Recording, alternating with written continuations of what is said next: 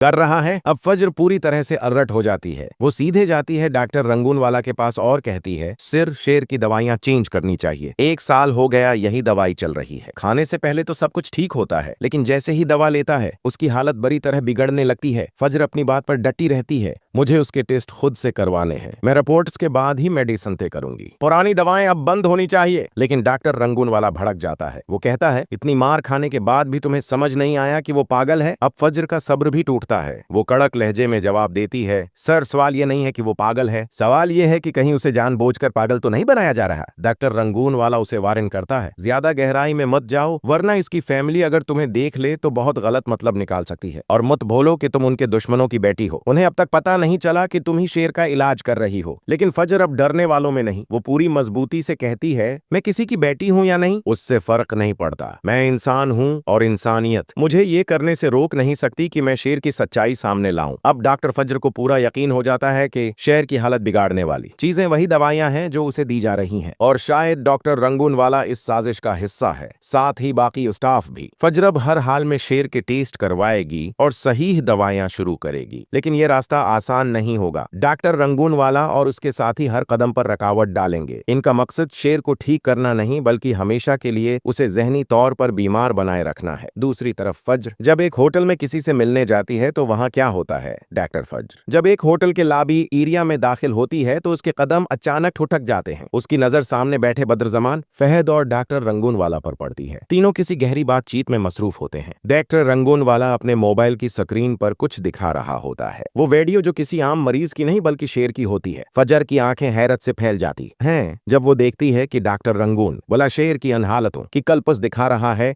जिसमें उसकी जहनी हालत सबसे ज्यादा बिगड़ी हुई होती है। साथ ही वो शेर को दिए जाने वाले इंजेक्शनों और दवाओं के बारे में बद्र जमान को कुछ समझा रहा होता है, और फिर एक खौफनाक मोड़ तीनों जोर जोर से हंसते हैं, जैसे ये किसी मासूम मरीज की तकलीफ पर नहीं, किसी दुश्मन की बर्बादी पर जश्न मना रहे हों। फज्र से न रह जाती है, उसका दिल बैठने लगता है। वो सोचती है कि आखिर अस्पताल के डॉक्टर्स किसी होटल में बैठकर चौरी छपे शेर जैसे मरीज की इतनी संगीन बातें क्यों कर रहे हैं। डॉक्टर रंगून वाला की ये हरकत न सिर्फ पेशे के खिलाफ है, बल्कि इंसानियत की भी तौहीन है। डॉक्टर रंगून वाला बद्र जमान को ये भी बताता है कि शेर की हालत खराब करने का क्रेडिट इन दवाओं को जाता है जो हर दिन उसे दी जाती हैं। वो बताता है कि उन्हीं मेडिसिन की वजह से शेर ने अपनी फैमिली के सामने अपना आपा खो दिया था। और फिर वो ठाका मारकर कहता